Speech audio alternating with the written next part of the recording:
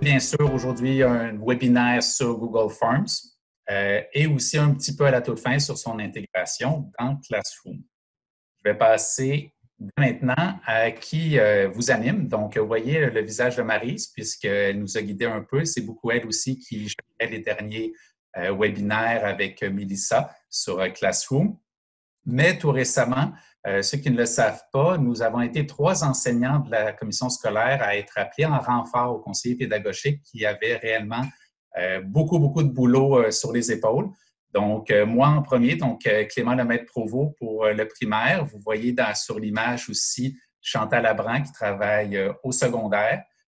Et aussi, nous avons, qui est actuellement là, dans la rencontre, Yann Cormier-Desilets, qui est le 3e enseignant, où nous avons encore une bonne partie de notre tâche pour nos élèves, mais nous offrons des heures pour soutenir les conseillers pédagogiques qui ont vraiment beaucoup de boulot à faire ces temps-ci. Et tout récemment, j'ai eu le mandat de créer des capsules et un volet sur Google Formulaire qui a justement été déposé la semaine dernière sur le site web de la Trousse numérique. Puis, nous avons eu l'idée d'offrir un webinaire pour les enseignants concernés. Donc, c'est pour ça que vous nous voyez aujourd'hui et que Maryse n'y est pas. Elle a eu une autre rencontre importante. C'est tout à fait possible que Chantal ou Yann répondent parfois à vos questions sur le clavardage. Sinon, on va essayer de garder un peu plus pour la fin des questions. Alors, ceux qui ont assisté la semaine dernière aux questions-réponses, c'était vraiment plus, je dirais, interactif et on avait vraiment une question à la fois. Nous revenons à la formule webinaire. Donc, le webinaire va être davantage ce matin une présentation. Donc, la grande majorité de la rencontre ce matin, je vais vous présenter un grand nombre de fonctions de Google Forms pour justement vous permettre d'apprendre peut-être des petites fonctions, des petites particularités que vous ne connaissez pas encore.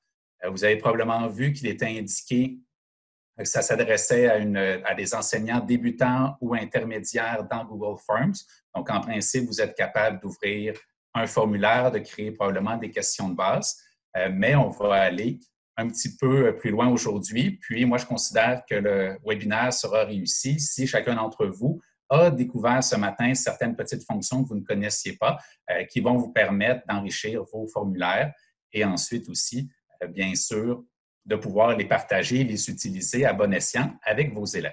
Donc, vous voyez actuellement à mon écran, vous allez voir que la majorité, je vais être en partage d'écran, un petit horaire là, de la rencontre. Donc, je vais vous présenter en premier un aperçu très général de Google Forms. Ensuite, j'ai ciblé, vous allez voir, j'ai créé un modèle de formulaire qui présente vraiment la majorité des options disponibles.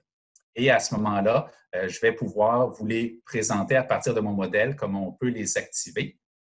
Ensuite, nous irons dans certaines extensions intéressantes que nous pouvons ajouter pour enrichir nos questions. Je vais vous présenter réellement plusieurs paramètres et des options supplémentaires. Bien sûr, comment envoyer le formulaire qui est maintenant tout beau à notre goût. Et une étape qui probablement plusieurs d'entre vous découvrent ou découvriront sur comment réviser et corriger des formulaires que nous recevons avant d'envoyer les notes à nos élèves. Puis, à la toute fin, nous ferons une petite parenthèse sur l'intégration d'un formulaire dans Classroom, puisque ce n'est pas tous les participants qui utilisent Classroom, et c'est bien correct. Google Forms peut être très intéressant, simplement avec un envoi par courriel des questionnaires. Donc, c'est pour ça que ce bloc-là est mis à la fin. Et nous terminons avec une période de questions. Donc, vous voyez que vraiment, il y a quand même plusieurs éléments qui vont être présentés et c'est pour ça que le plus possible, s'il vous plaît, gardez vos questions, écrivez-vous-les à quelque part pour interrompre, s'il vous plaît, le moins possible la présentation pour que le flux, on pourrait dire, de la discussion soit déposé et puisse vous servir plus tard de référence quand nous déposerons le webinaire sur le site web. Clément, on va prendre le temps Clément, de... Oui, vas-y, Chantal. Si jamais les questions que vous avez, c'est des petites questions rapides, vous pouvez l'écrire dans le chat, je peux vous répondre. Si c'est des questions plus longues, bien, ça attendra à la fin de la présentation. Exact. Donc, il n'y a pas de problème, mais juste un petit rappel pour votre habitude dans Zoom, c'est qu'à chaque fois que quelqu'un pose une question dans le clavardage, si la personne, son clavardage est fermé, il y a comme un petit pop-up qui ressort. Donc, si ça peut être, dans le fond, un petit peu dérangeant pour certaines personnes, donc, tenez-vous-en aux questions, aux questions plus spécifiques, je vous dirais, ou attendre à la fin. Donc, c'est simplement pour assurer un bon déroulement. Alors, voilà. Alors, c'est parti pour la présentation. Donc, mon premier bloc sera sur la création d'un Forms. Je commence dès maintenant avec la trousse numérique. Donc, c'est un petit survol de comment nous pouvons, dans le fond, trousse numérique, de nos ressources de base. Donc, si vous ne le savez pas, depuis quelques mois, notre ressource principale pour l'informatique, c'est la trousse numérique de la CSDL. Sur ce site-là, vous avez nos références et des fois, on ne s'y retrouve pas. Sur la page d'accueil, sachez que maintenant, il y a des raccourcis en bas. Donc, vous voyez, on a mis réellement les éléments chauds actuellement, comme Google Classroom, Zoom, les webinaires, et vous trouvez maintenant un lien vers le Forms. Donc, si jamais vous, en fond, vous avez d'autres questions, vous voulez revoir des capsules, parce que ce que nous allons voir ce matin a été décortiqué en différentes capsules que j'ai créées justement dans ce petit mandat-là. Donc, si on va sur la conception, vous les avez peut-être consultées. Les fonctions de base, c'était ce qu'on vous demandait réellement de voir à l'avance pour créer des questions. C'est une autre commission scolaire qui a réalisé cette capsule-là, mais nous, on est allé plus vers les fonctions plus avancées. Donc, n'hésitez pas à aller réécouter ces capsules-là. Vous allez reconnaître ma voix en écoutant les capsules, mais tout y est pour les fonctions plus avancées. Et sinon, l'autre endroit, je veux inciter avec vous que vous ne connaissez peut-être pas, donc dans la bande de gauche, en bas, nous avons « Nous joindre ». Alors, sachez que si vous écrivez directement à un conseiller pédagogique, Maryse, Mélissa ou Patrick, eux, ils reçoivent énormément de courriels. Cependant, nous avons ce formulaire-ci dans la section « Nous joindre » de la trousse numérique que vous pouvez compléter. Et l'avantage de compléter vos questions ici, c'est que nous sommes maintenant 6 à pouvoir consulter cette banque-là et à pouvoir vous y répondre. Donc, si vous avez déjà posé des questions, c'est tout à fait possible que Chantal, Yann ou moi, ou un DCP vous a répondu. Donc, ça pourrait être avantageux pour vous de le compléter. Donc, c'était ma petite parenthèse sur la trousse numérique et sur les outils de Google Forms qui seront présents sur le site pour votre référence. Alors, allons-y dès maintenant. Présentation de Forms. Alors, je parle de mon modèle. Vous allez voir, c'est réellement à travers cette page-là, je vais vous faire les différentes démonstrations. Donc, Forms peut servir à 2 utilités principales, soit créer un sondage pour aller sonder généralement des collègues ou peut-être avoir un peu plus une impression de la compréhension des élèves. Sinon, le volet souvent qui nous intéresse un peu plus comme pédagogue, c'est le volet questionnaire dans lequel on peut intégrer une autocorrection ou des questions que nous allons pouvoir réviser après. Ça, c'est les fonctions principales. Sachez dès maintenant, si vous ne l'aviez pas remarqué, nous pouvons changer le thème. Donc, l'apparence générale, moi, habituellement, je le fais dès le début. Donc, en haut à droite, où il y a, dans le fond, notre petit élément de peinture, on peut changer le thème, définir différentes couleurs. Nous pouvons changer le style de police ici, quelques choix. Sinon, vous voyez l'image qui s'est insérée ici. C'est une en-tête. Donc, si j'enlève celle que j'avais, vous pouvez cliquer sur « Choisir une image » pour ensuite choisir dans une grande banque d'images qui sont présélectionnées. Et quand vous choisissez votre en-tête et que vous l'ajoutez, un petit instant, à ce moment-là, les couleurs de votre apparence, on pourrait dire, de votre formulaire, vont s'adapter à l'image choisie. Donc, c'est vraiment plus pour le visuel, mais ça peut être intéressant d'en mettre un. Ensuite, à la base de notre formulaire, nous avons la fameuse bande verticale. C'est ici que se trouvent les fonctions principales. Donc, celle que vous connaissez sûrement, c'est d'ajouter une question. Mais une qui est peut-être un peu moins utilisée, c'est celle d'importer des questions.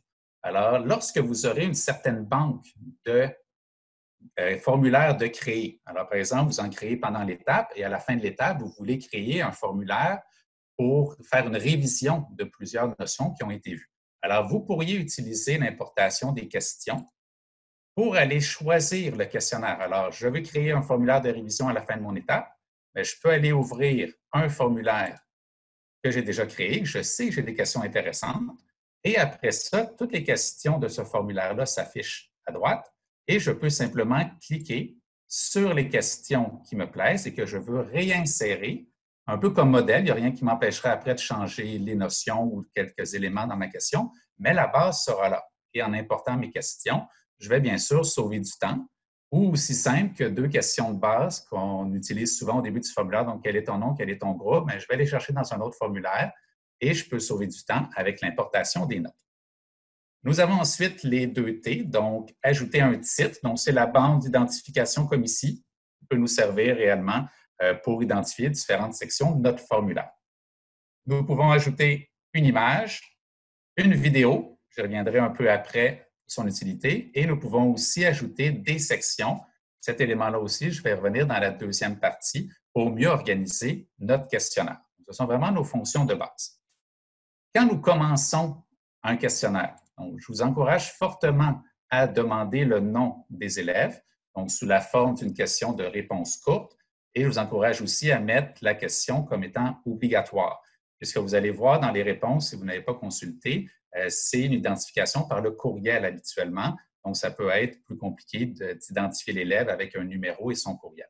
Donc, je vous encourage à demander le nom, et si le formulaire est envoyé à plus d'un groupe, vous pourriez aussi ajouter la question « Quel est ton groupe? » Il y a des fonctions, bien sûr, de base dans chacune des questions. Alors, vous pourrez, par exemple, ajouter un corrigé lorsque nous souhaiterons une autocorrection. Vous pouvez dupliquer, donc copier des questions dont vous aimez le modèle et juste changer le contenu, supprimer une question. Et un élément ici, dans les trois petits points, c'est l'option description qui permet d'ajouter, on pourrait dire, un sous-titre à la question. La validation des réponses, j'y reviendrai un petit peu plus tard. Alors, c'est une certaine identification que je vous encourage à faire dès le début de votre questionnaire. On embarque maintenant dans les questions les plus courantes. Alors, vous voyez que j'ai commencé avec l'intégration d'une vidéo. Donc, on peut toujours viser aussi, bien sûr, notre pensée pédagogique, intégrer une vidéo pour que l'élève révise une notion ou développe des nouvelles connaissances. Donc, ici, simplement à travers le bouton « Ajouter une vidéo », j'ai pu effectuer soit une recherche directement sur YouTube ou copier l'URL à partir de la page et insérer dans mon questionnaire une vidéo que l'élève pourra consulter. Encore une fois, dans une visée pédagogique, de voir si l'élève comprend bien, c'est ça, c'est une auto-évaluation, mais nous pouvons lui poser des questions. Alors, sur sa compréhension de la vidéo. Alors, par exemple, je vais demander ici, suite au visionnement de ta vidéo, quel est ton niveau de compréhension? J'ai créé une question à choix multiples pour lui demander son niveau de compréhension. Très intéressant, si l'élève est bien sûr honnête, pour après ça nous guider, par exemple, pour une période de récupération ou un temps en classe qui est un peu plus spécifique avec certains élèves. Le même type de question sur la compréhension peut être fait à travers une question qui s'appelle échelle linéaire.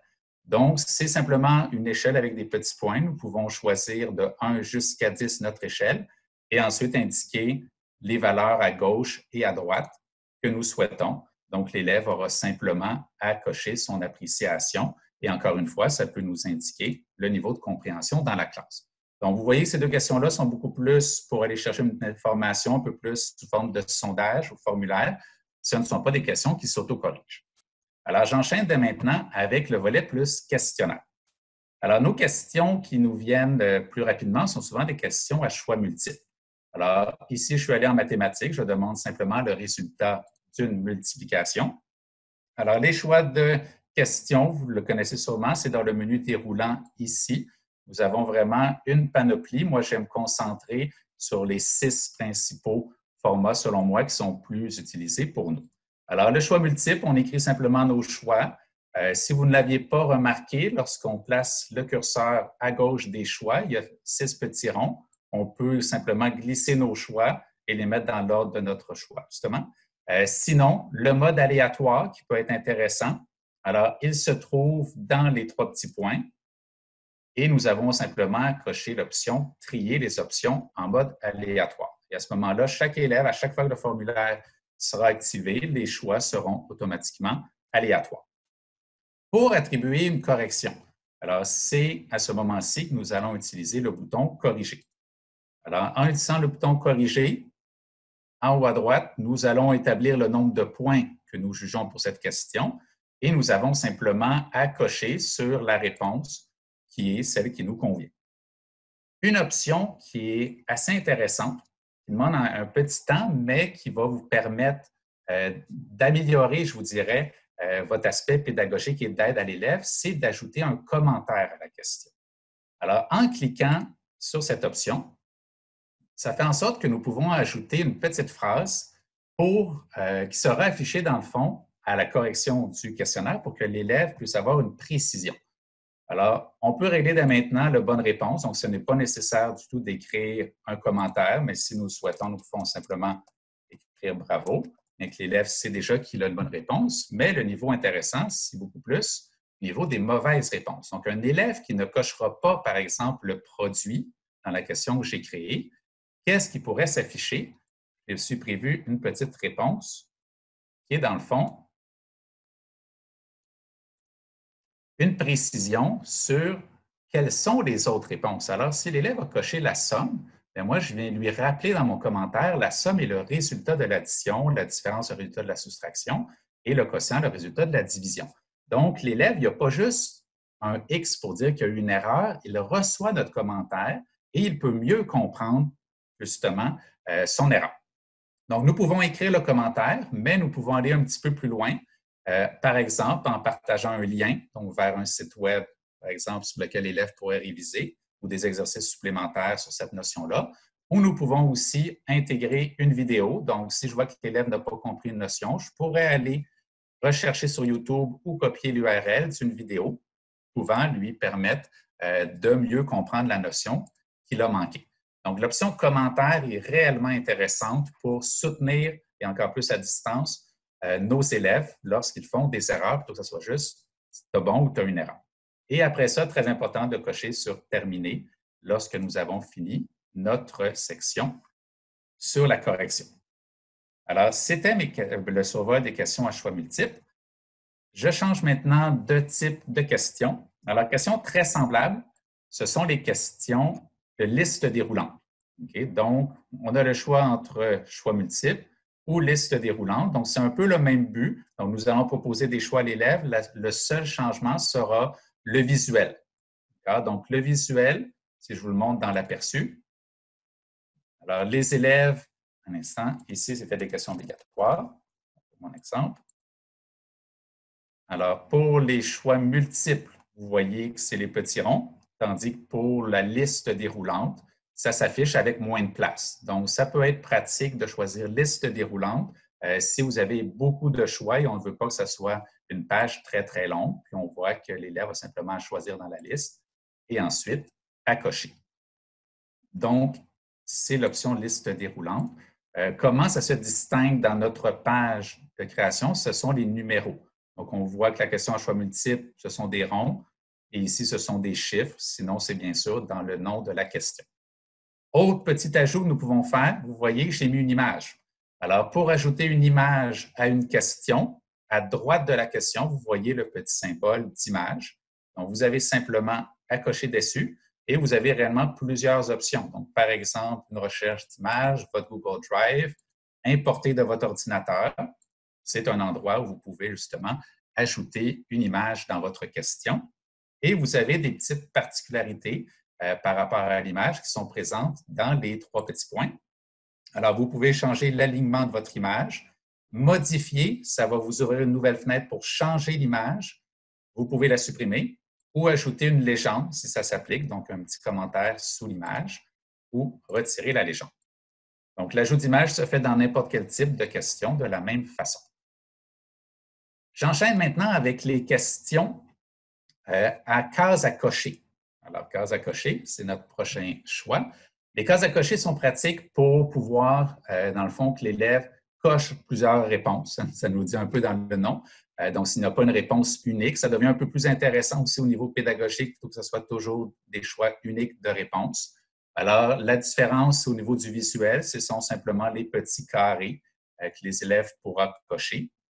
Vous voyez que j'ai inséré des images dans les réponses. Donc, cela aussi est possible. Donc, si j'enlève cette image-ci, c'est un peu comme pour la question, mais là, on est dans la réponse. Au bout de la ligne, nous avons l'option d'ajouter une image. Et moi, ici, je vais simplement glisser une image de mon ordinateur pour l'ajouter dans mes réponses. Alors, vous voyez que l'image se trouve ici. D'ailleurs, c'est vrai, je n'avais pas mentionné avant, en cliquant sur l'image, nous pouvons aussi changer sa grandeur. Donc, c'est libre à vous. Il faut que ça prenne possiblement moins de place. Alors, les images, on doit mettre un petit titre à l'image. Généralement, ça va être son descriptif. C'est Google qui le demande. Très important, dans nos fameuses questions à cases à cocher, donc avec plusieurs réponses, Dans le corrigé, ça vous demandera bien sûr de cocher les réponses attendues, mais ce qu'il faut savoir, par exemple, ici, j'ai indiqué 2 points parce que j'ai 2 réponses attendues. Mais vous devez savoir que l'élève, avec la correction automatique, tous les points seront accordés ou 0. Alors, il n'y a pas d'entre-deux. Alors, un élève qui cocherait, par exemple, la pyramide, mais pas le prisme, à ce moment-là, il obtiendrait 0 selon la correction automatique dans le fond, de Google. Donc, par expérience, ça amène certaines frustrations chez les élèves qui disent, là, j'ai une partie des points. C'est sûr, c'est un choix pédagogique au niveau de l'accord des points. C'est à vous y penser, mais sachez que c'est tout ou rien au niveau de ces points-là. Cependant, nous pourrons changer la valeur, par exemple, en accordant 1 point sur 2 lors de la révision des questionnaires. Donc, ça, c'est possible. Ayez toujours en tête que les cases à cocher, c'est tout ou rien pour l'attribution des points. Et ensuite, je termine ici. On enchaîne maintenant avec nos questions encore plus intéressantes au niveau pédagogique. Donc, on ne veut pas toujours donner des choix de réponse à nos élèves, on veut leur permettre de d'écrire par eux-mêmes sans avoir de choix. Alors, nous arrivons justement, un petit instant, j'avais oublié de cliquer sur terminer. Nous arrivons justement à une question à réponse courte. Donc, c'est la première dans notre liste. Alors, j'ai posé ma question, comment se nomme ce personnage historique? J'ai inséré une image et l'élève aura un champ de texte pour écrire sa réponse. Ces questions-là sont très intéressantes pour enrichir, pour que les élèves réfléchissent un petit peu plus justement et qu'on puisse voir leur compréhension. Cependant, un des problèmes est la correction. Alors, pour nous, tout semble beau en tant qu'enseignant. J'ai écrit ma réponse, Jacques Cartier, avec 2 majuscules. Dans ma tête, tout va fonctionner quand l'élève va aller écrire Jacques Cartier. Cependant, ça demeure un ordinateur qui corrige, ce qui va faire en sorte que des fois, il peut s'agir d'un petit caractère ajouté, un espace de trop, un élève qui va ajouter un point à la fin de sa réponse. Des fois, s'il ne met pas les majuscules, une moindre différence peut faire en sorte que l'ordinateur n'accordera pas le point. Encore une fois, ça peut être assez frustrant pour les élèves de voir, là, ils vont voir probablement la réponse et voir la leur qui est presque identique. Ils vont se demander pourquoi ils n'ont pas leur point.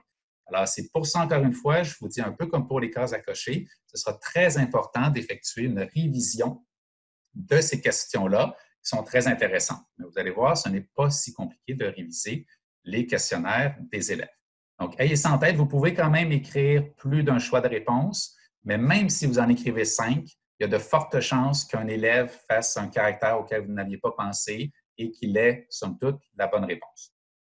Alors, ce sont nos questions à réponse courte. Sachez qu'il y a une autre fonction intéressante. Alors, j'ai composé une question à réponse courte ici en mathématiques.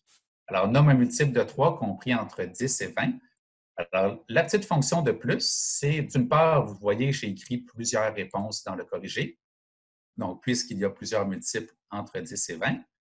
Mais ce que je voulais surtout vous montrer, c'est que nous pouvons ajouter des critères qui vont être exigés pour ce que l'élève pourra écrire dans la zone de texte. Alors, vous devez aller dans les 3 petits points au bout de votre question et ensuite cliquer sur « Validation de réponse ». Vous voyez que moi, je l'ai mis. Ça vous ouvrira cette ligne horizontale.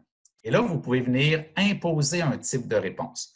Alors, par exemple, moi, je souhaite un nombre, ce qui veut dire qu'un élève qui écrira des lettres dans la zone de texte, il va y avoir un petit message d'erreur disant « Non, non, non, ta réponse doit être un nombre. » Donc, elle ne sera pas acceptée.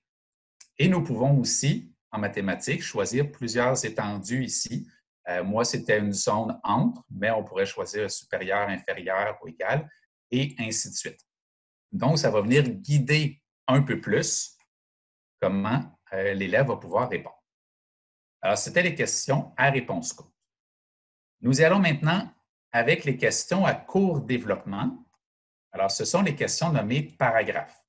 Alors, nous avions les réponses courtes et maintenant, nous avons les questions paragraphes. Ça nous dit simplement ici réponse longue, mais dans le fond, ayant en tête une réponse à court développement. Alors, dans ce type de question, il n'y aura pas de corrigé.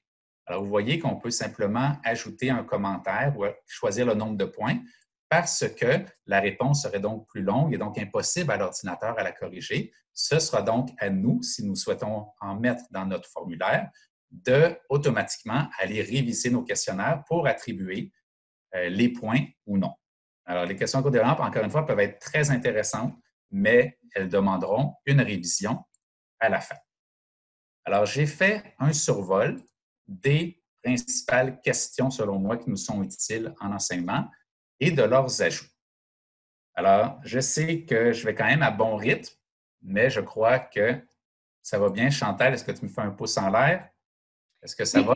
Ça va bien. Je note au fur et à mesure les questions qui sont plus longues, puis on reviendra après. Là, tu as plusieurs Super. profs de maths là, qui attendent avec impatience Équatio. Oui, parfait. Bien, ça s'en vient justement. Alors,